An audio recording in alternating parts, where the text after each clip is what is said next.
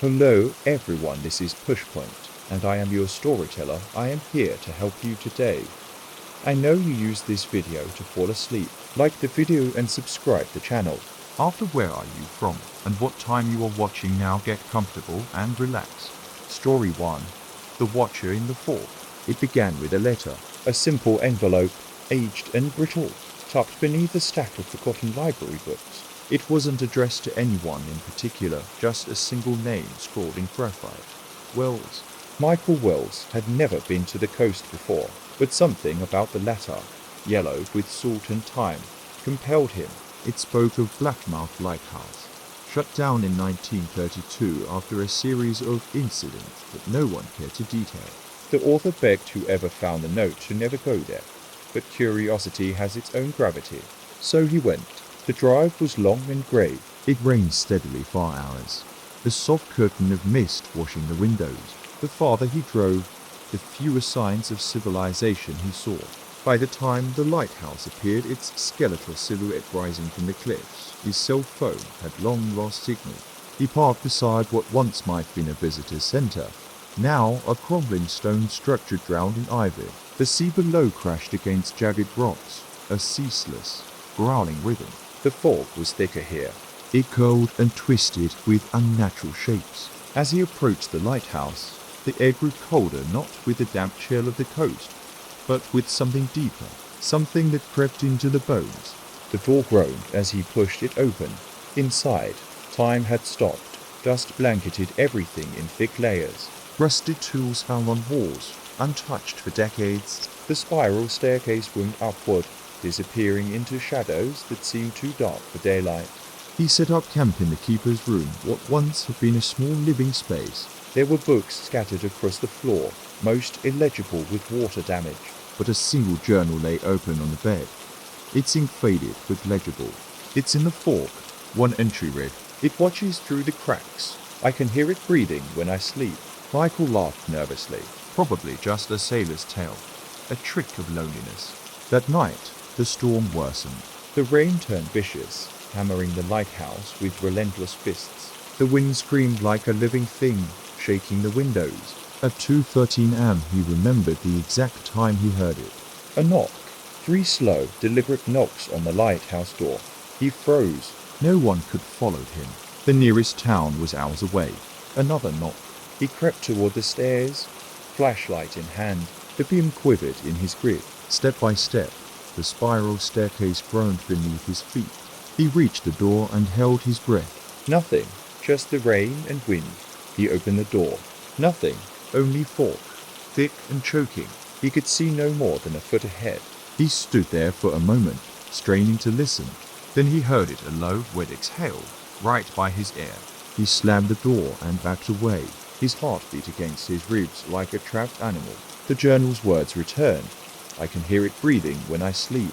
For the next 2 days, the storm didn't let up, and neither did the sounds. Footsteps on the stairs at night, wet prints appearing on the wooden floor. A shape behind the frosted window, always just out of view.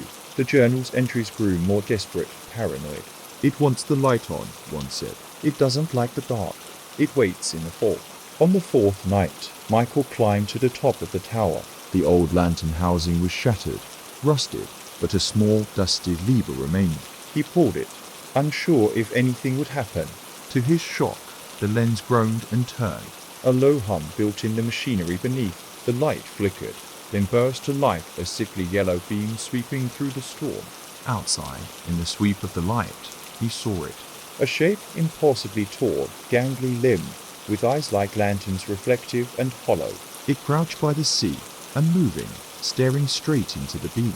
The fog clung to its body like shrouds of steam. Then, slowly, it turned its head to face him.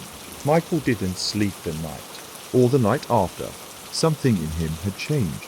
The longer he stayed, the more he forgot what day it was, what he came here for, even his own face in the mirror. The journal warned him, in its final entry, it eats memories. It lives through the ones who see it. It's in the fog now, and the light won't keep it out forever. On the 7th day, the rain finally stopped. The sea calmed. Michael packed his things and left the lighthouse. He didn't look back, but the fog followed him inland. Now, every time it rains, he hears it, breathing, right behind the veil of mist, and when he looks in the mirror, he sees something else staring back, something watching through the cracks. Story 2. The Room Beneath the Roots. They called it Hollow's Orchard. Though few trees had borne fruit in decades, the land was older than any of the scattered farming towns nearby, and long ago, someone had tried to tame it. Long rows of twisted apple trees still stood in neat lines, their bark gnarled like clenched fists. Julian Mathers inherited the land from his uncle, a recluse who died in the attic of the family farmhouse. The man had gone slowly mad. Neighbors said talking to shadows, leaving food at the base of trees, sealing the cellar with thick iron nails. Julian had never met him, He hadn't even known the man existed until the lawyer called. but the house was his now. It rained the day Julian arrived. Not a harsh rain, but a slow weeping drizzle that slicked the gravel road and made the branches glisten like bow. The farmhouse stood at the orchard's edge, its paint peeled and weathered, its porch sagging under years of neglect. Inside, the air was musty and dry. Old photographs stared from the walls, their faces blurred by mildew. He found the attic door nailed shut from the outside, the handle wrapped in twine. It took him an hour to pry it open. There, in a room filled with scattered papers and overturned furniture, he found a single sentence scratched into the floorboards again and again. Don't feed the roots. The phrase unsettled him not just his repetition, but the frantic, almost pleading way it was etched. He chalked it up to mental illness. His uncle must have been schizophrenic. But the unease lingered like the damp in the air. That night, the rain deepened.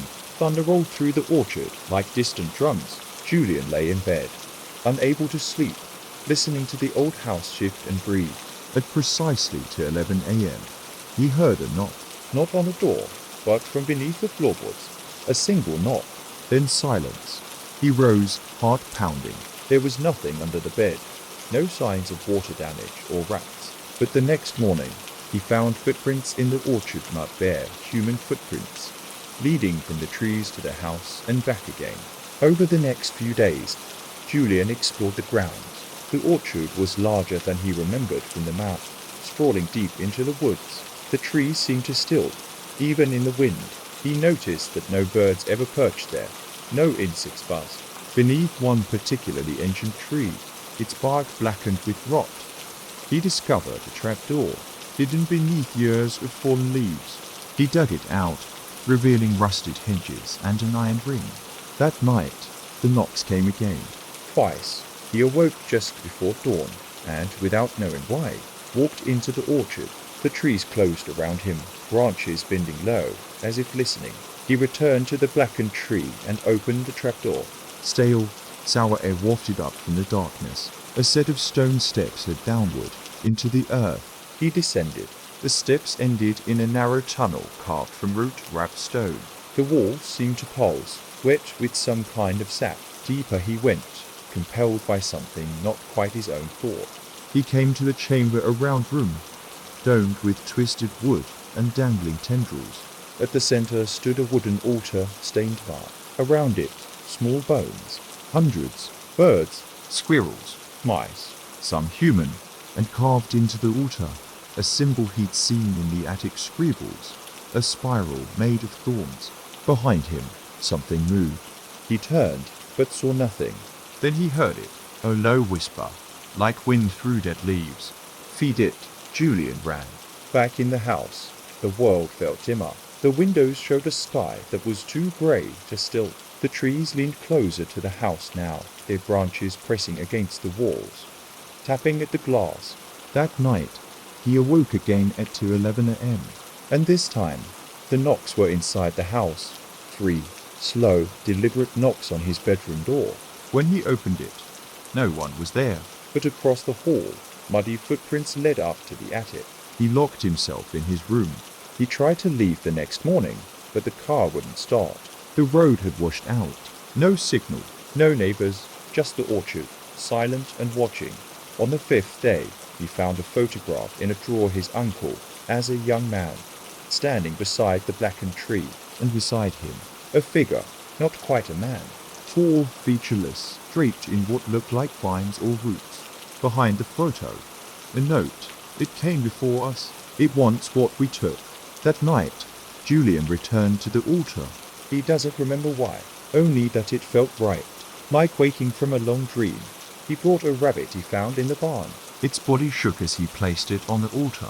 The walls pulsed in rhythm with his breath. The roots whispered. Feed it. He did. And the next morning, the orchard bloomed. White blossoms stretched from every branch, sweet and thick. The air was warm. Bees hummed. Life returned. But he knew what it cost. And now, every 7 nights, Julian walks into the roots again. He leaves something on the altar, an animal, sometimes more. The trees demand it. The roots remember. And someday, they will want more than blood.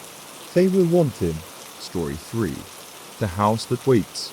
Ellie Grantham didn't plan on returning to Greymare House. She had spent her childhood summers there with her great-aunt Miriam, a stern woman who kept the place spotless and silent. The old Victorian manor perched on the edge of a cliff in the north of England. Its foundation sunk deep into the stone like a tube. Greymare had stood for over 150 years, and every one of those years seemed trapped inside it. After Miriam's passing, Ellie inherited the house, her only living relative. She took leave from her architectural firm in London and drove out, needing time to grieve, maybe even sell the place. It was supposed to be a week, 2 at most, but Greymare doesn't let go that easily. The rain started before she arrived, a slow drizzle that draped the countryside in colourless fog. The trees lining the estate's entrance bent low, as if bowing. The house emerged through the mist like a shipwreck, beautiful in its decay. Cracked windows, peeling wallpaper, ivy clawing its stone like veins. She stepped inside and felt it immediately. It had been waiting. Dust clung to everything, but the air was oddly still, as though recently disturbed. Ellie wandered the halls, running her fingers along banisters once polished to a shine. Her room, always the East Wing suite, was untouched. Even the faded blue blanket folded the way she remembered. That night, she dreamed of the house. She stood in the long hall upstairs, looking into the mirror that had always hung at the end. But her reflection did not move with her. It stood still, head tilted, as if listening to something she couldn't hear. When she awoke, the mirror was no longer on the wall. In its place, deep scratches in the plaster, 4 of them, long and straight, as though something had clawed through the very memory of it. Ellie wrote it off as a lapse, her mind playing tricks under stress. But that morning, while exploring the library, she discovered something strange. Behind a set of shelves filled with ancient ledgers, she found a door, not hidden, but flush against the wall, like it had always been part of the room, only she'd never seen it before. As a child, she played in that room constantly. This door was new. It led to a stairwell descending into the dark. She fetched a flashlight. The stairs were stone, damp with age. The air smelled of mould and wood rot, but underneath was something sharper, metallic. She reached the bottom and found a small room unfinished, with dirt walls and wooden supports. At its center was an armchair, old and upholstered in faded green. Facing the corner, as though someone had sat there, waiting. She approached and found indentations in the cushion, recent ones. Then she heard it, breathing, not her own. She fled, slamming the door and pushing the bookshelf back into place. That night, the rain intensified. It tapped against the windows like fingernails. In her dreams, she was in the chair now, arms bound by unseen vines. Facing the corner, she could hear footsteps behind her, slow bare feet across stone. And a voice, low and smooth, saying, "It's your turn now." Each night, the dreams deepened. She saw the house-changing rooms rearranging themselves, windows appearing where walls should be. In the day, she heard whispers from the vents. When she turned the old brass knobs on the doors, they felt warm, as if recently touched. She tried to leave on the 4th day. The road was gone, not flooded or blocked gone. The gravel path she'd driven up now ended abruptly at the gate. Beyond it, only woods, as if the world had shifted in her sleep. She called for help, but her phone only returned static. The landline inside the house crackled with voices, but no dialed home. She tried to sleep in the library, away from the East Wing, but the house made sure she didn't rest. Whispers under the floorboards, light footsteps in the walls. the smell of perfume Miriam's perfume drifting in from empty rooms. In the mirror near the parlor, she saw herself again. Only this time, the reflection moved differently, its mouth forming words Ellie couldn't hear, its eyes black with pinpricks of white, and behind her something else, a long hand, a finger raised, pointing to the door in the library. Ellie returned. She doesn't remember walking there, just arriving. The door ajar now, opened like a mouth, the stairwell yawning beneath. She went down. The chair was waiting. Only now, someone sat in it. The figure was impossible to fully see, always just slightly out of focus, but she could make out its shape, long arms, folded in its lap. No face, just darkness where a face should be. It didn't move, but it waited. She ran, but the dreams continued. The fifth night, she awoke in the chair, not in the dream in the basement. No memory of walking there, no shoes on her feet, dirt under her nails. The figure was gone, but she could feel its presence all around her. In the wood, in the stone, inside her. On the seventh day, Ellie left a note at the front door, pinned with a kitchen knife. Do not stay the night. It's not a house, it's a mouth, and it remembers you. No one has seen her since. The house remains on the cliff, quiet and waiting. The road appears again for some visitors. And if you listen carefully, beneath the rain and the wind, you can hear it breathing, just behind yours. Story 4. The Signal Tower. The tower wasn't on any map. It wasn't mentioned in any of the local histories either, though it rose stark and undeniable from the hills outside the small town of Carrick Hollow, steel bones wrapped in rust and moss. 30 meters tall and capped with a cracked glass dome. Some claimed it had once been a military radio station, others a Cold War relic. Most people just ignored it, but some called a couldn't. A freelance sound engineer and field recordist. Sam had come to Carrick Hollow to document natural silence, those rare places untouched by human noise. He'd been drawn to the forest here, where birdsong was sparse and the wind moved like breath through the trees. The locals didn't go near the woods, not because of the tower, they said, but because the trees listened. Sam thought it was superstition. But that changed the night he first heard the signal. It was after midnight, during a thunderstorm. He had left his recording gear running near a rock face deep in the forest. The next morning, he reviewed the audio and found something wrong. Amid the patter of rain and distant thunder, there came a low tone, then a series of crackles, then a voice flat, mechanical, yet almost human. Come in, come in. We're still here. Sam froze. There were no nearby stations, no repeaters, no satellite base in this dead zone. He scrubbed the recording back. The voice was there again. Same pitch, same cadence. And beneath it, a sound he couldn't quite place, like something shifting inside metal. He asked around. No one knew of a transmitter in the forest. But someone mentioned the tower. He hiked out the next day, through winding trails and thorny undergrowth. It was overcast. The trees seemed to close behind him as he walked. Eventually, the tower rose into view, its legs skeletal and twisted. The dish atop it cracked like an empty eye socket. There was no door, just an open hatch at the base, wires spilled out like roots. He entered. Inside was an ancient console, covered in dust and leaves. But when Sam brushed the surface, the machine clicked. A soft hum began, low and rhythmic. The lights above flickered. Then the console lit up. Frequencies rolled across the cracked screen. The speaker crackled. Receiving, receiving. Stay on the line. He stepped back, unsure if he was hallucinating. There was no generator, no power source. The machine should have been dead, and yet it whirred softly, the static rising and falling like breath. He recorded the sound and left. That night, he reviewed the footage again. At first, the same voice repeated its cryptic message. But then it changed. You shouldn't have come alone. And beneath the signal, something like a heartbeat. Thump, thump. Pause. Then a second heartbeat. Thump, thump. The next morning, he returned to the tower. It had grown. Not physically, but the inside was deeper. What had been a single control room now led to a corridor, lined with decaying machinery, old spools of tape spinning on their own. As he walked, the air buzzed with static electricity. His skin prickled.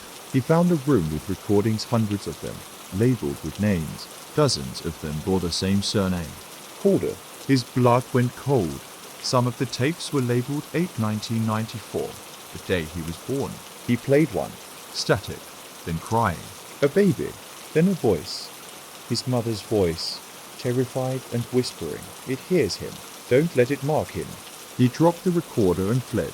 Back at the cabin, the woods were too quiet. Even the insects had vanished. He packed to leave, but the GPS showed only looping roads. Every trail ended back at the tower. That night, he dreamed of wires crawling up his legs. When he woke, his skin bore red lines, as though from cables pressed into flesh.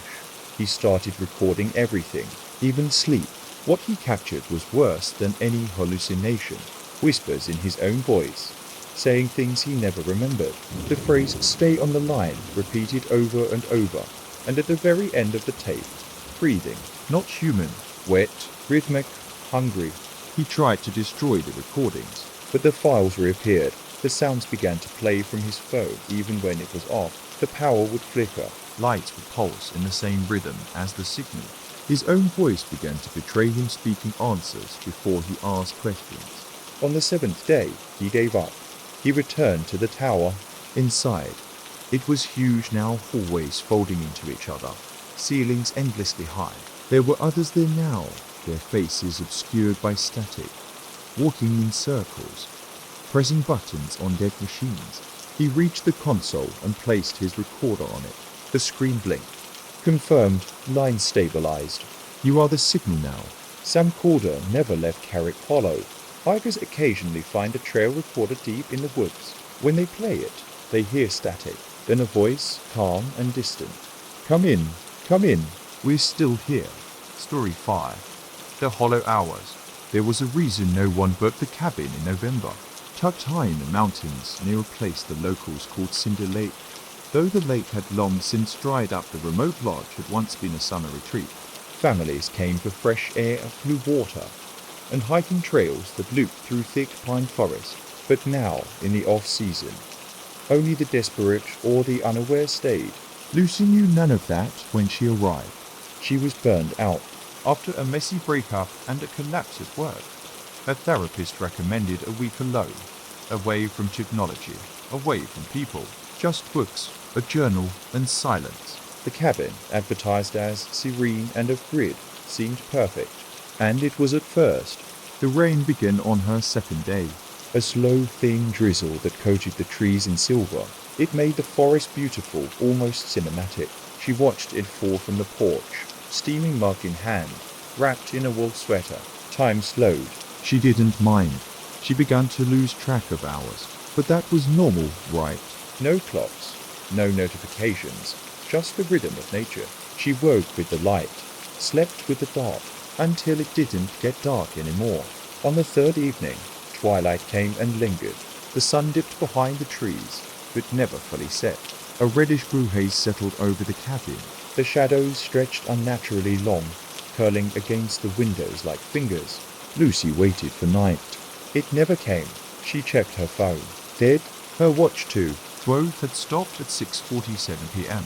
She tried to sleep, but the light outside stayed fixed in that false, eternal dusk. The air felt too still. The wind had stopped. Not even the trees moved.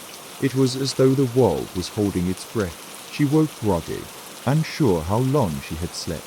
She cooked breakfast, then lunch. But the light never changed. Neither did the clock on the wall, frozen at 6:47. Her own reflection in the window looked off like it was reacting a split second too late, her eyes darker than she remembered. She walked into the woods, trying to orient herself. The paths twisted. The trees looked the same in every direction. Eventually, she found a clearing with a wooden post, carved with tally marks. There were hundreds, some carved so deep the wood had split. Beneath them, faint letters. Count the days. They don't. Lucy ran. When she returned to the cabin, it had changed. Slightly. The wallpaper in the hall was a different pattern. The furniture had shifted. Her coat was dry, though she had walked for hours in the rain. Then she noticed her mug on the counter cold, filled with old coffee, but another mug sat beside it. Identical, still warm. She was alone, wasn't she? That night, or what she thought was night, she heard footsteps in the attic. Not mice, not settling wood. Human footsteps, slow and steady. She didn't go up. She didn't sleep. The next day, if it was a day, she found pages in her journal she didn't remember writing, paragraphs scrawled in her own handwriting, but in a panicked, fevered tone. I've been here weeks, Maybe months. the clocks lie, the forest lies, but the things in the walls, they remember, they always remember. She flipped forward, blank pages, until the last one. I saw myself today, Outside the window, watching me. Lucy slammed the book shut. She tried to pack, but found her bag already zipped. Her boots were dry, clean, but she remembered wearing them in the mud. Then came the knock at the door. Soft, slow. She didn't move. Then another knock exactly 7 seconds later. And another, when she finally opened it. No one was there. Just the forest, but the sky had gone black, stars frozen in perfect patterns above. A sharp contrast from the never-ending dusk. The world was paused. In that silence, she heard something from the trees. A voice. Her own. Lucy. Don't stay past the hollow hour. She ran to the car. It started, but the road twisted endlessly. Her headlights illuminated the same tree over and over. Hours passed. Or none. Eventually, she walked Back to the cabin that had always been waiting. When a ranger checked the cabin in spring, he found it abandoned. No power, no phone, journal on the table. It ended mid-sentence. I think I was the first, but I met another me today. She told me the truth. The hollow hours are. He also found a second journal. Older, different handwriting, but the name on the inside cover was the same. Lucy Harper. The ranger never returned to the lake. And when the sky turns red-blue at dusk, and time feels like it's slipping, Listen. you might hear your own footsteps in the attic. Story 6. The archivist. Somewhere in the northern part of the country, buried beneath the noise of cities and the noise of time, lies a library that does not appear on maps. It has no address, only coordinates etched into the margin of an obscure, out-of-print academic journal. Cited once in 1954 and never again. No roads led to it. The forest must be walked exactly 19,440 steps from a crumbling stone marker of the side of a forgotten highway. Isaac Bell found the library by accident. He was a historian, one who lived more in archives than in the world. After years of poring over maps, war diaries, and censored documents from the Cold War, he had become obsessed with a figure known only as the Whisperer. A ghost-like source in dozens of reports never photographed, never identified, yet always present where secrets went to die. The trail of the Whisperer ended in a reference.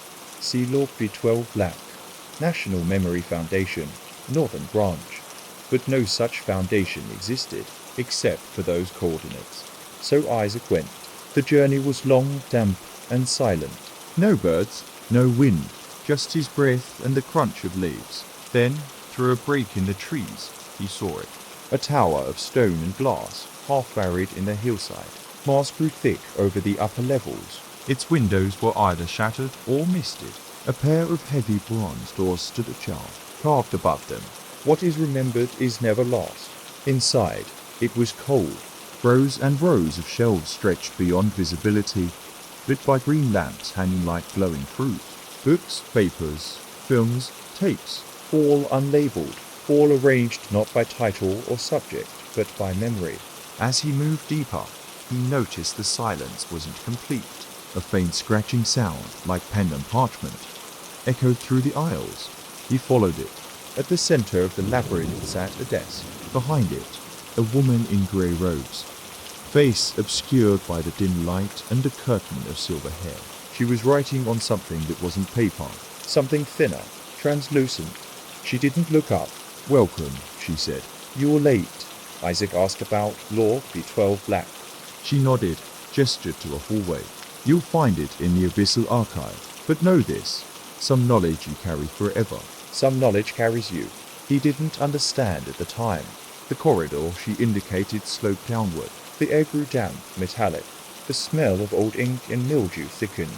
Here, the shelves were taller, The books older. many were bound in strange materials, some soft as skin, some shifting when touched. He found a file. A black dossier, thin but heavy in his hands. Inside, a series of typed transcripts. Conversations intercepted, murmured threats, classified experiments, descriptions of a voice that spoke across time, offering truths too large for the mind to hold. One passage stood out. The whisperer lives in memory itself, Not a person. not a ghost. A Presence, a recorder. The moment you remember it, it remembers you back. Isaac dropped the file, and something behind him whispered his name. He turned but saw nothing. only shadows stretching too far, too sharp. When he returned to the surface, the archivist was gone. So were the doors. He was alone. The lights began to flicker. He slept there that night, wrapped in a scratchy wool blanket. He found near the reading room. His dreams were not his own. They were memories of others, soldiers, scientists, victims. He saw the whisperer in every one of them, A figure standing just out of sight. watching. The next day, he tried to leaf through the stacks, but the shelves never ended. They rearranged when he wasn't looking. The same book appeared multiple times. He screamed. No one answered. He is still there, still wandering. Now, Isaac Bell is the one scratching with ink, transcribing memories that don't belong to him. Each night, a new one appears beside him on the table, written in a hand he swears is his, describing things he hasn't lived through. He has stopped questioning it. Because the moment he does, he hears the voice again, and it tells him. You are the whisperer now. Sometimes, late at night, archivists in real-world libraries report hearing things, pages turning, chairs creaking, even whispers near the microfiche stations. A handful of them across the world have each found a loose page, old, typed, water-stained. Each one ends the same way. Memory is not a mirror. It is a mouth, and you have been swallowed. Story 7. The root cellar. The farmhouse had been empty for 30 years. Set at the edge of a collapsed orchard in the southern hills, it belonged to the Crowley family, though no one had seen a Crowley in decades. The land was tangled, the house slumped under its own roof, and the fields had grown thick with yellow grass and biting insects. But when Elaine's mother died, she inherited it. She didn't want the house, but it came with debts, taxes, legal fees. The funeral and the realtor assured her renovation could make it marketable. So she drove out in late October, with only her dog and the box of tools, determined to spend a few days surveying the place before demolition. By the second day, she began to feel watched. It started with small things, the feeling of movement just outside her vision, the creak of stairs when she was alone on the first floor. Her dog, Baxter, wouldn't go near the back of the house. He stood at the doorway to the kitchen, ears flat, teeth barely exposed, growling low. Elaine found a root cellar on the third day. The entrance was hidden beneath a loose rug in the kitchen, a square trapdoor, iron-rimmed, with an old brass handle. No hinges. Just a weight heavy, resisting her pull as though the earth itself was holding it down. When she finally pried it open, a sharp, wet earth smell hit her like rotting wood and mushrooms. A black hole in the floor. She shined a flashlight down. Stone steps, slick with moss, descended into the dark. Baxter barked once, then ran outside, tail between his legs. She didn't go down that day. That night, she heard scratching from beneath the floorboards. Faint at first, then sharper, like nails across wood. She convinced herself it was raccoons or rats. The house was old, infested, maybe. She barely slept. In the morning, she found muddy footprints near the cellar hatch. Child-sized, but there hadn't been rain. Shaken, she called the realtor, asked about pest control. The woman paused, then said slowly, the Crowleys didn't allow basements. There shouldn't be a root cellar. Elaine said nothing about the footprints. She tried to board it up, but the next night, the boards were pulled loose. She found them neatly stacked by the stove, not broken placed, like someone had taken care not to wake her. The flashlight was waiting beside the open hatch. This time, she went down. The steps groaned beneath her.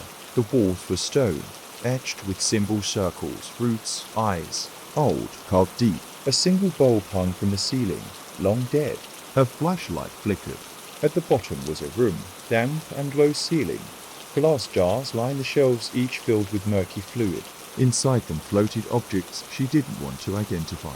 Some looked like insects, Others, like small malformed hands. In the center of the room was a circle of soil, ringed with bones, and in the soil, something was growing. A tree, but not quite. Its bark was the color of bruised flesh, and its branches twisted into shapes that looked almost human. At its base were dozens of small holes like gaping mouths. Elaine turned to run, But the flashlight flickered out. and in the darkness, she heard whispering. Not words, roots moving, branches creaking, something waking up. She scrambled up the stairs, slammed the hatch, and dragged the refrigerator over it. Baxter never came back inside. She left at night, but she brought something with her. It began with dreams of being buried, of soil filling her mouth, of children with black eyes and bark for skin. Then came the smells. Wet earth, Copper, milk turning sour. Then came the bruises. She found them on her thighs and chest shaped like fingers. when she looked in the mirror, she swore she saw something behind her, watching, growing. The doctor found nothing. But the bruises turned to knots beneath her skin, hard as wood. One night, she woke choking. She reached into her mouth and pulled out a strand of something thin and fibrous. A root, Her apartment began to smell like the cellar. damp, rotting, old. She returned to the farmhouse one last time. She found the door open, the rope gone, the hatch waiting. She descended slowly barefoot. The tree had grown. Its branches touched the ceiling now. Its roots spread across the floor, reaching. At its base was a small object, her baby tooth, and carved above the tree. The line must continue. The soil remembers. She never came back. But every spring, the orchard blooms briefly. The trees bear no fruit. Their bark is black, and in the still of night, a new whisper can be heard from beneath the kitchen floor. A woman's voice, calling for her dog. Story 8. The Quiet Guest. Evelyn didn't hear the knock at first. She had been sleeping on the couch in the sunroom of her grandmother's cottage. A throw blanket over her legs and an empty tea mug cooling on the floor. Rain tapped gently on the skylight. The fire had gone low. Then again, 3 knocks at the door. Not rushed. Not hesitant, deliberate. She sat up, heart ticking just a little too fast. The cottage was tucked deep in the coastal woods, far from town. Her grandmother had passed in spring, and Evelyn had been tasked with preparing the place for sale. She'd come alone. No car but hers. No neighbors for at least a mile. And no visitors expected. She opened the front door. A woman stood at the edge of the porch, rain soaking her pale coat. She looked oddly familiar. Same height, same dark hair. But Evelyn couldn't place her. I'm sorry, Evelyn said. Can I help you? The woman smiled too slowly, as if she'd just learned how. I was caught in the storm, she said, voice muffled by the rain. May I come in? Something in Evelyn's gut twisted, But she stepped aside. Just until it passes, she said. There's tea, if you'd like. The woman entered, eyes scanning the room like she was memorizing it. Evelyn noticed her shoes left no tracks. The floor stayed dry beneath them. She poured the tea anyway. They sat in silence. The fire crackled. The rain came harder. You're here alone? The woman asked after a long pause. Yes. No one knows you're out here. No, the woman smiled again. And Evelyn, watching her from the corner of her eye, saw something wrong with the shape of her teeth. She stood. I think I'll get the guest room ready for you, she said quickly. The woman nodded once, and resumed sipping tea she never poured sugar into but somehow tasted sweet. In the hallway, Evelyn called her brother. No signal. She turned to check the spare room and stopped. The woman was already there, just standing. How did you? I like to see where I'll be sleeping, the woman said. This room has good bones, like the rest of the house. Evelyn swallowed. That night, she locked her bedroom door. It had never had a lock before. She wedged a chair beneath it and kept the lamp on. The woman hadn't left. She could feel her in the next room, breathing too slow, walking too quiet. She dreamt of mirrors, endless mirrors, each showing her reflection, but some smiling when she wasn't. In the morning, she made breakfast for one. The woman was gone, or so she thought. Evelyn stepped into the bathroom and screamed. The mirror had been removed from the wall only to be propped against the tub. facing the door. A message had been written on the glass in the fog of last night's condensation. Now you see what I do. Her reflection blinked. She hadn't. She touched the glass. Cold. The door creaked behind her. Did you sleep well? Asked the woman. Evelyn turned, But no one was there. She ran outside, down the gravel drive, into the woods. No signal, no tracks. When she returned hours later, soaked and exhausted, the fire was lit. Fresh tea waited on the table, and the woman sat where Evelyn had once sat. In her clothes. With her voice. Come in, she said. It's cold. That night, Evelyn slept in the car. Or tried to. She kept seeing herself in the windows, but the reflections didn't match her movements. The next morning, the car keys were missing. The mirror in the cottage bathroom was broken. In its place, the woman had written on the wall in something black and sticky. Only one of us can leave, and she was right. Evelyn tried. She ran. She screamed. She left notes in the trees, scratch marks into bark. No one came. And each night, the woman grew more like her, until one morning, Evelyn looked into the mirror and didn't recognize the person staring back. She understood then. The guest hadn't come from the woods. She'd come from inside the house. A reflection stepped out. A fracture made flesh. The guest now lived as Evelyn, and Evelyn, the real Evelyn, remained trapped in the mirror. Watching, waiting. They say the old cottage was sold the following year, to a woman named Evelyn, soft-spoken, polite. Loved he. Always kept the mirrors covered. But if you look just right quickly, at the corner of a frame, you might catch the real one. Still screaming, still knocking. From the other side. Story 9. The lighthouse keeper's last log. For centuries, the weathered lighthouse stood guard over Blackwater Point, jagged stretch of rocky shore where ships vanished without trace. The locals spoke of strange lights on stormy nights, flickering like lost souls, and the lighthouse keeper's cabin, empty for decades, sealed tight against the sea wind. Elias Grant was the last keeper. He arrived in early autumn, when the days grew short and the wind had a bite like old ghosts. The previous keeper had disappeared without a trace, leaving only a hastily scrawled note. Do not trust the fork.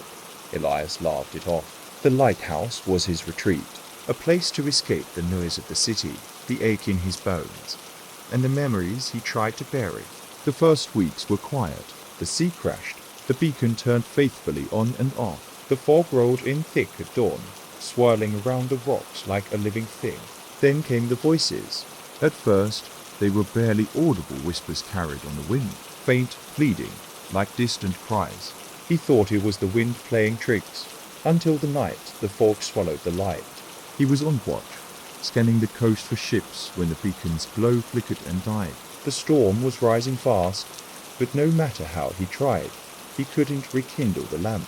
The voices grew louder, calling his name. Elias, help. Don't look. His hands trembled as he reached for the logbook to write a report. That's when the door to the lighthouse, normally locked tight, creaked open. He saw no one, but footsteps echoed up the spiral stairs. The voices whispered from the walls, the floor, the very air. He climbed the stairs, flashlight shaking in his hand. On the landing, the wind howled through a shattered window. Outside, the sea boiled with unseen rage. The beacon room was empty, but the mirror above the lamp caught his reflection, and behind him stood a figure, shadow thin, with eyes like burning coals. Elias spun around. Nothing. He swore the air grew colder. 4 days after, the fog never lifted. His radio crackled with static. No ships answered his calls. In the small hours, Elias wrote in a log, the fog is alive. It watches. It waits. I am not alone. He scratched out another entry. The figure comes at night. It speaks of things lost beneath the waves. It promises peace, but I know it's a lie. His journal became his anchor and his torment. The nights grew longer. The whispers invaded his dreams, bleeding into waking hours. He tried to leave the lighthouse, but the path was swallowed by the mist, endless and looping. He realized the fog was a trap. The sea claimed the lost. The fog kept them close. His last entry was hurried, almost illegible. If you find this, do not stay. The fog is the gate. The gate is the fog. I hear them calling my name, waiting to pull me under. God forgive me. The next morning, the lighthouse was empty. The beacon was dark. The logbook lay open on the desk, pages fluttering in a breeze no one could feel. No sign of Elias, only the fog thick, impenetrable, and whispering. Years later, fishermen say on stormy nights they see the lighthouse light blinking erratically, and a lone figure pacing on the cliffs watching, waiting. Some say it's Elias. Others say it's something older, something that wears his face. Story 10. The House at Hollow's End. The road to Hollow's End was a whisper barely apart, more a scar carved into the forest's edge. Locals avoided it, speaking only in half-formed warnings, eyes flicking to the tree line. No one wanted to get too close. The house at the end of the road stood empty, yet it felt as if it was waiting. Sarah had inherited the property from an aunt she barely remembered. She arrived on a grey afternoon, the sky heavy and low, rain dripping from skeletal branches.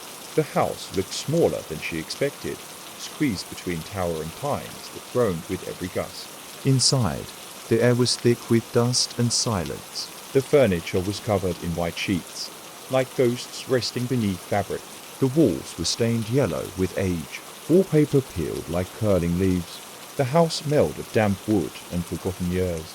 Sarah flicked on the lights, but most bulbs were dead. She set up her bag, intending to stay the night, planning to sell the place as soon as possible. As the evening darkened, the house seemed to breathe. The floorboards creaked with no footsteps. Shadows pulled in corners and shifted as she moved. The wind whispered through cracks, but sometimes, just sometimes, it sounded like a voice, murmuring her name. She told herself it was the house settling. In the kitchen, she found a notebook on the table, its cover cracked and stained. She opened it, pages filled with jagged handwriting. It was her aunt's diary. The entries began normally. Days spent gardening, visits to the nearby town, the slow passing of seasons. Then the tone changed. I hear it at night, the scratching beneath the floor, the footsteps in the hall. I tell myself it is the house, but it feels alive. I cannot leave. Something pulls me back every time I try. The house wants me. Sarah's skin prickled as she read on. The diary described a figure, a man faceless, who appeared at the edge of her aunt's vision, never fully seen, but always there watching. It whispered promises and threats in the same breath. That night, Sarah lay awake, the diary clutched in her hands. The wind picked up, rattling the windows. The house creaked inside. She heard it first, the soft tapping at the back door. Steady, deliberate. She rose and peered out. Nothing. The tapping stopped. Back in the living room, the shadows seemed to grow thicker. Fear chilled. Then came the footsteps upstairs. Slow, heavy. Not hers. Sarah's breath caught. She reached for her phone. It had no signal. The footsteps paused outside her bedroom door. She held her breath. The doorknob turned slowly. A figure stood in the frame. Tall, dark, faceless. Sarah screamed, but no sound came. The figure stepped forward, merging with the shadows until only the room remained empty and silent. When morning broke, Sarah was gone. The house sat waiting again, and sometimes travellers who pass Hollow's End see a light flicker in the upstairs window. They say the house remembers. It remembers those who come, and it never lets them leave. Story 11. The mirror in room 7. The old Hillcrest Hotel had seen better days. Built in the 1920s, it was once a glamorous retreat for the city's elite, perched on a foggy hill overlooking the harbour. But decades of neglect had left it cracked and faded, its once gleaming lobby now shrouded in dust and shadows. Most of the rooms were locked tight, the upper floors condemned after a fire years before. Only a handful of rooms remained open, mostly for long-term guests who never left. James arrived in the late afternoon, clutching a one suitcase and a vague plan to stay a few nights. He had a meeting nearby, but had taken the wrong train and found himself stranded. The hotel clerk was elderly, eyes tired, but said room 7 was available. Be careful in that room, the clerk said quietly, handing him the key. People say the mirror in there doesn't reflect everything. James smiled nervously. Superstitions. He carried his bags up the narrow staircase. The hall smelled of mildew and old perfume. Room 7 was small, with faded wallpaper peeling at the corners and a heavy wooden dresser pushed against one wall. Above it hung an ornate mirror, tall and gilded, its surface dulled by age, but still catching the faint light from a single window. James dropped his bags and went to the window. The harbour was swallowed in fog. As evening fell, the hotel emptied. The creaks and groans of the old building seemed louder in the silence. He caught his reflection in the mirror, But for a fraction of a second, it didn't match his movements. he frowned and stepped closer. Blinking, he saw it again. The reflection hesitated. Just before he blinked, a chill crawled up his spine. That night, James tried to sleep but felt eyes on him. From the mirror, he thought. The glass seemed darker now, as if shadows pulled beneath its surface. Whispers curled through the room, soft, indecipherable. He covered the mirror with a sheet. But the whispers didn't stop. They grew louder. Voices calling his name, fragments of sentences. He tore the sheet away. The reflection smiled. James's blood ran cold. The face in the mirror wasn't quite his own. It twisted, grinning with sharp teeth that didn't belong to him. He stumbled back, heart hammering. The room grew colder. For days, James avoided the mirror, but the voices followed him, soft and taunting. He noticed changes in himself, moments when he lost time or found objects moved without explanation.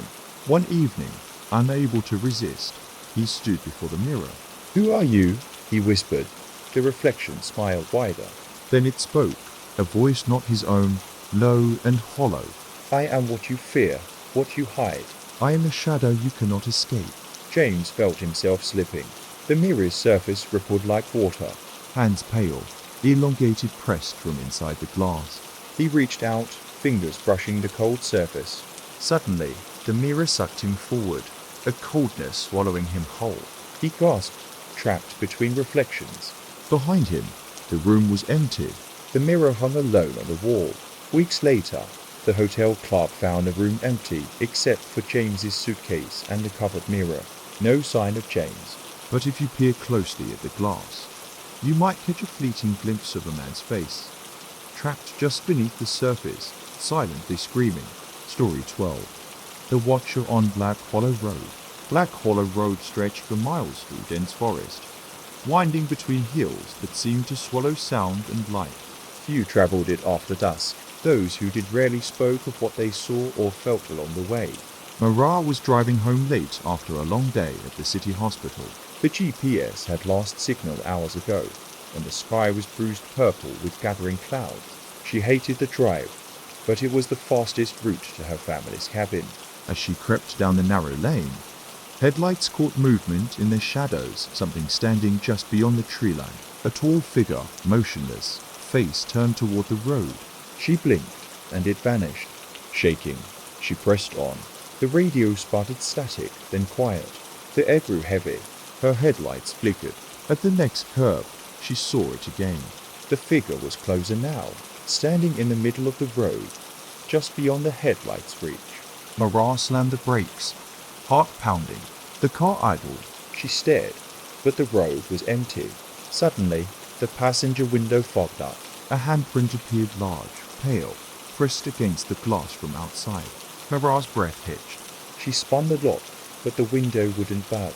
Then the radio buzzed alive, whispers, indecipherable but urgent. She jammed the gas. The engine roared, tires screaming against gravel. Behind her, the whispers grew louder. The headlights caught a glimpse of the figure running alongside the car, moving with unnatural speed and silent steps. Marat's pulse hammered in her ears as the cabin lights finally appeared through the trees. She burst through the gate, slamming the door shut behind her. Inside, the silence was suffocating. She locked every door and window, breathing hard. But outside, just beyond the port light's reach, she saw it again. The figure stood watching. Tall, faceless, its outline blurred as if bleeding into the night. Marat tried to tell herself it was a trick of shadows. But the scratches appeared on the porch floor by morning. Long, deep, claw-like marks leading toward the woods. She didn't sleep. Each night the figure returned, sometimes at the window, sometimes just in the corner of her vision. She stopped going into town, stopped answering calls. She covered every reflective surface, terrified to meet those blank, watching eyes. And the whispers never ceased. One dawn, She found a note slipped beneath the door. Written in charcoal on thin paper. We see you, we wait. You cannot hide. Mara packed her things as she drove away. Black hollow road stretched out behind her, empty, but for a figure standing silently in the mist. Watching, waiting. Story 13. The Whispers of Greystone Manor. Greystone Manor stood at the edge of the moors, a crumbling relic of forgotten wealth and broken promises. Ivy strangled its stone walls, and the windows stared blankly like hollow eyes. No one had lived there for decades, except Eleanor, who returned to claim her inheritance and escape a life she could no longer bear. The first night was quiet, too quiet. No birds sang, no wind stirred the dead leaves outside. Inside, the manor smelled of damp stone and old wood like a tomb left open. Eleanor lit the fireplace in the great hall, the flickering flames casting tall, dancing shadows. She unpacked a few belongings, her footsteps echoing through empty corridors. Then came the whispers. At first, she thought it was the wind slipping through cracks. But the voices were too clear, too close. Come to us. They sighed. She followed them down the hallway to a room she hadn't entered yet, a small parlour with a cracked mirror and faded portraits. The mirror reflected the room perfectly, except behind her, as shadow moved. Eleanor spun, but the room was empty. The whispers grew louder, filling the manor like a living thing. That night, sleep eluded her. In the darkness, she heard footsteps pacing above her room, slow, measured, endless. She dared to climb the creaking stairs. No one was there, only the portraits, eyes seeming to follow. Days passed. The manor twisted around her. Hallways lengthened. Doors disappeared. The whispers turned into voices, pleading and demanding. Remember us. Eleanor found old letters hidden in a dusty drawer, words written in trembling ink. Fragments of a family tragedy. Betrayal, madness, and a disappearance never explained. The voices became her only company. Her reflection in the cracked mirror smiled when she didn't. One evening, she awoke to find the fireplace cold and the room filled with a thick fog that wasn't outside. Shapes formed in the mist, figures of people long gone, their faces blurred but eyes burning. They beckoned. She reached out, and the manor groaned as if waking. Eleanor felt herself caught between worlds, between memory and nightmare. The next morning, the manor stood silent. The only trace of Eleanor was a single line scrawled on a dusty mirror. I am home. Story 14. The Silent Village. Thomas had driven for hours through the winding mountain roads, chasing a fading signal on his old radio. He was a journalist, searching for stories of the beaten path. When the sign appeared, "Welcome to Ashford," he felt a strange chill settle in his chest. The village lay cradled in a deep valley, shrouded by thick woods. Its streets were empty. The houses shuttered and worn. Not a soul stirred. Yet smoke curled lazily from chimneys. The silence was unnatural to complete, as if the village held its breath. Thomas stepped out of his car. The air was heavy, thick with the scent of wet earth and decaying leaves. He called out, his voice swallowed by the stillness. No answer. He wandered the main street. The buildings leaned inwards, their windows dark, eyes watching. At the edge of the village, a stone church stood cracked and overgrown. The wooden doors creaked open, inviting him in. Inside, dust motes floated in shafts of pale light. The pews were empty, but arranged with precision. On the altar, a thick book lay open, its pages yellowed and fragile. Thomas flipped it cautiously. The writing was strange, an ancient script he couldn't decipher. But scrawled in the margins were dates and names, some crossed out, others circled. His skin prickled. Suddenly, a whisper brushed his ear. "Leave." He spun around. No one. Outside, the fog rolled in, thick and suffocating. It blurred the edges of the village, swallowing buildings whole. Thomas tried the church doors, they wouldn't budge. Panic rose through the stained glass.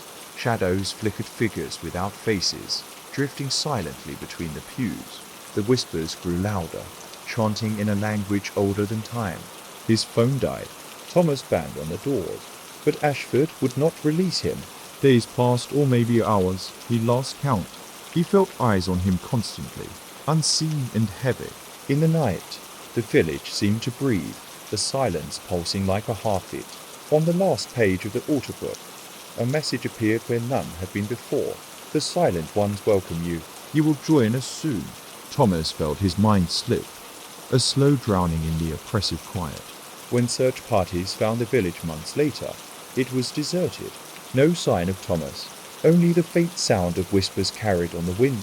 Story 15. The last broadcast. The radio tower stood alone atop Raven's Peak, piercing the sky like a silent sentinel. It had been decommissioned years ago, but for Garrett, it was the perfect hideaway remote of the grid, and free from the noise of the world. He was a late-night DJ for a small underground station, broadcasting odd hours and stranger music to a handful of listeners. Tonight, he was testing a new signal from the tower's old transmitter, hoping to reach farther than ever before. As the fog crept in, wrapping the peak in a thick, clammy blanket, Garrett settled into the cold metal cabin. Outside, the wind whispered through the antennas, a constant low hum that seemed to merge with the static on his equipment. The broadcast began soft music, faint and haunting, weaving through the static. Then came the interruptions. At first, subtle whispers threaded beneath the music, indecipherable but urgent. Garrett adjusted the dials, but the whispers persisted. They grew louder, clearer. Help us. Don't turn away. His fingers trembled over the controls. Static flickered into faint images on his old screen-shadowed faces, flickering just beyond recognition. The line between signal and noise blurred. Suddenly, the power cut. Darkness enveloped the cabin. The radio crackled back to life on its own. A voice harsh, broken, and desperate spoke through the static. Trapped. Lost. We're here. Garrett froze. He tried to speak, but no sound came. Outside, the fog pressed against the windows, thick as water. He heard footsteps circling the cabin, then a scratching at the door. He bolted it shut. The voice continued, growing frantic. You can hear us. You can help. Don't ignore the signal. Hours passed, or was it days? Time lost meaning in the fog's embrace. Garrett's grip on reality frayed. He began speaking to the voices, begging for release, for answers. The transmitter hummed, weaving his own words back to him distorted, twisted. One final transmission broke through the static. Join us. Stay with us. Forever. The cabin door swung open. The fog swallowed Garrett whole. When hikers reached Raven's Peak weeks later, they found the tower silent, the transmitter dead.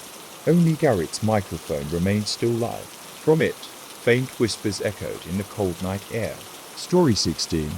Beneath the Ice. The frozen lake lay under a thick sheet of ice, stretching black and glassy beneath the pale winter sun. No sound disturbed its surface, only the wind, sharp and cold, slicing through the trees that ring the shore. Eli had come here seeking solitude, a place to escape the noise of the city and the memories that clung to him like frostbite. A week of silence and cold air, far from everything. He set up his small cabin at the edge of the woods, the only sign of life in the vast frozen wilderness. The ice beckoned a smooth, treacherous mirror promising stillness. On the second day, Eli went out to drill a hole for ice fishing. His breath steamed in the biting air as the drill bit through the ice with a sharp crack. The hole opened like a black eye staring into the abyss. He lowered his line and waited. The solitude was deep but uneasy. At night, the ice groaned. Strange, low sounds that seemed too deliberate to be natural. Eli told himself it was the shifting ice, the settling of the frozen lake, but the noises grew louder. One evening, as twilight bled into night, he saw something beneath the ice, an indistinct shape moving just out of reach. Something darker than shadow, gliding slowly beneath the surface. He blinked. It vanished. The next morning, strange patterns had appeared in the snow around the cabin, long, sinuous tracks that led to the lake and disappeared beneath the ice. Eli felt eyes on him, watching from beneath the frozen glass. Sleep became impossible. In the endless twilight, shapes formed beneath the ice, pale hands pressed against the underside, mouths opening and closing in silent screams. He tried to leave, but the snowstorm came suddenly, trapping him. His radio crackled with static and faint voices. They called his name. One night, as the wind howled and the ice creaked, Eli stood at the edge of the lake, The surface cracked beneath his feet. Cold water surged upward, pulling him in. Beneath the aisles, the shapes waited. Their cold fingers brushing against his skin, pulling him deeper into the black silence. The cabin was found months later. Empty. Only Eli's boots remained by the shuttered eyes. The lake returned to stillness. But sometimes, when the wind turns just right, a faint tapping can be heard beneath the ice, like someone trying to escape. Story 17. The Lighthouse Keeper's Last Watch. The lighthouse stood on a jagged cliff, battered by salt spray and storms. For generations, it had guided sailors safely to shore. But now, it was automated, left to weather the elements alone, a forgotten sentinel on the edge of the world. Jacob was the last keeper, or at least, he told himself he was. Officially, the light required no one to watch it anymore, but Jacob had taken the job anyway, craving isolation and escape from a life that had frayed at the edges. He arrived as the sun dipped low. The sky bruised purple and grey. The wind tore at his coat, and the sea roared beneath the cliffs like a beast awakened. Inside the lighthouse, the air was cold and smelled of rust and salt. The spiral staircase creaked underfoot as Jacob ascended to the lantern room. Night fell.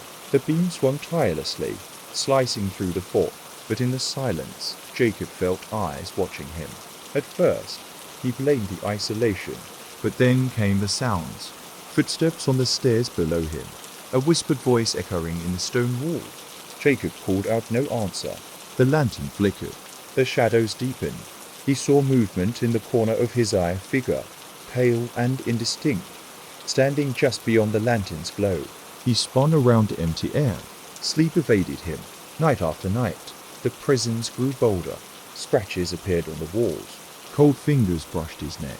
Voices murmured secrets he couldn't understand. One stormy evening, the power failed.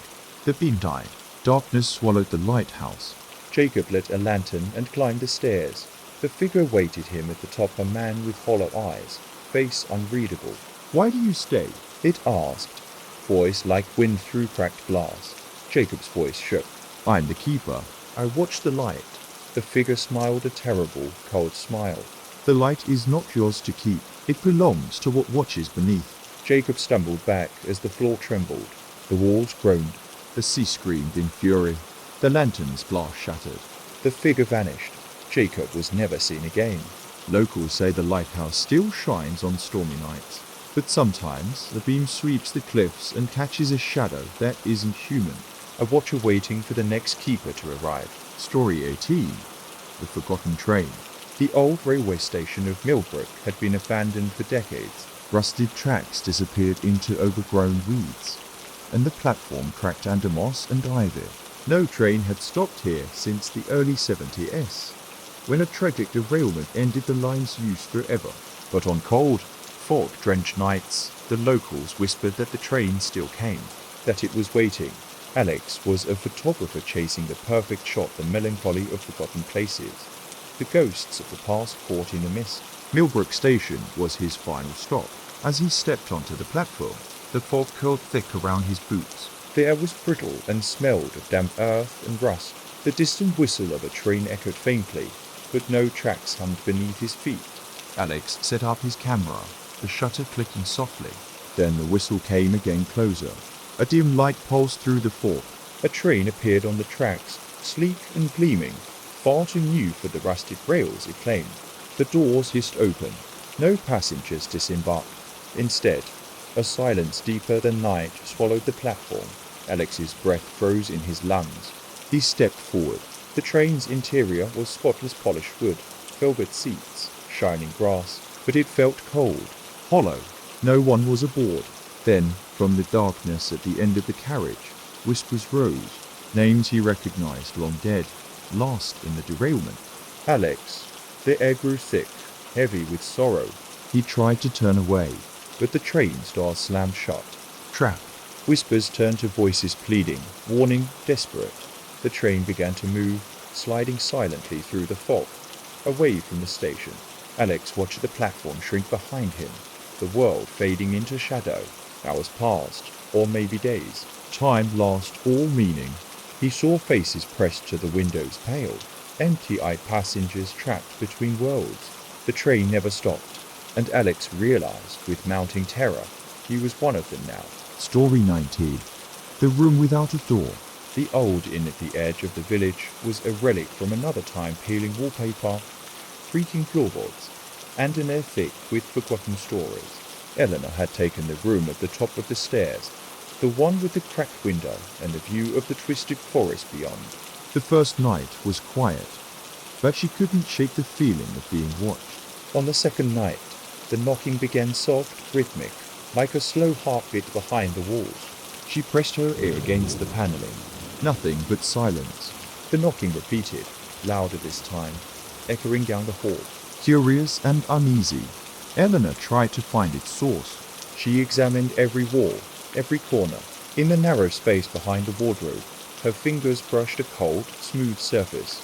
A door, but there was no door frame, no handle, just a seamless panel, colder than the rest of the wall. She leaned closer. A faint glow seeped through the edges. Her breath caught. The knocking grew frantic, urgent. At night, whispers crept through the cracks, indecipherable voices urging her closer. Days passed, and Eleanor's world shrank. She stopped answering the incubus calls. She spent hours pressed against the cold panel, listening to the murmurs. One evening, the panel rippled like water. Fingers pale, slender reached through. She pulled back, heart racing. The knocking stopped, but the whispers remained. Sleep fled her. Her reflection in the cracked mirror seemed to fade, her image growing faint. She tried to leave the room, but the hallway stretched endlessly, turning back on itself. No exit, only the panel glowing softly in the dark. One night, she pressed her hand against it. The surface gave way like liquid glass. Coldness swallowed her whole. Inside was a vast emptiness, dark, infinite. A voice whispered her name, welcoming her to the space between worlds. Eleanor was never seen again. The room upstairs remained vacant, but guests sometimes report hearing soft knocking and the faintest glow behind the wall where no door should be. Story 20. The last light of Hollow Creek. Hollow Creek was a forgotten town swallowed by dense forests and the creeping grasp of mist. Once bustling, it now was silence like a shroud. Few dared venture into its depths, none who valued their peace. Sarah arrived at dusk, drawn by a letter she never sent herself, a memory too blurred to trust. She was searching for her brother, Daniel, lost here years ago without a trace. The locals told her to turn back. The woods took people. They never gave them back. The sky folded into grey as she walked the cracked path into Hollow Creek, the air thick and damp with decay. Houses loomed, windows like empty sockets staring blankly. The creek itself murmured, an endless whisper threading through the trees. She reached the old town square. A lone street lamp flickered weakly, a pale beacon in the encroaching darkness. Underneath, a worn bench held the carved initials DS. Sarah sat, fingers tracing the letters, heart tightening. The wind carried a faint voice, a whisper of laughter, a distant cry. She rose, moving toward the abandoned church at the town's edge. Inside, dust hung heavy, and the pews sagged under years of neglect. At the altar, an old photograph lay cracked and faded. Daniel smiled from the frame, young and alive, but his eyes held something else, an unspoken warning. Sarah felt a presence behind her. Turning, she saw nothing but shadows thickening at the edges. The floor creaked beneath invisible weight. The lamp outside flickered again, casting long, trembling shadows that seemed to pulse. Suddenly, the walls whispered stories of grief, of loss, of things better left forgotten. Sarah's breath caught as cold fingers brushed her cheek. She stumbled outside. The mist had thickened, swirling like restless spirits. Her voice trembled, calling Daniel's name into the fog. From the depths, a figure emerged, blurred, shifting, half-remembered. It reached out, and Sarah reached back, desperate. The mist swallowed them both. When the search parties came days later, they found only the bench beneath the flickering street lamp, the initials DS, freshly carved, and the faintest echo of laughter caught in the creek's endless whisper.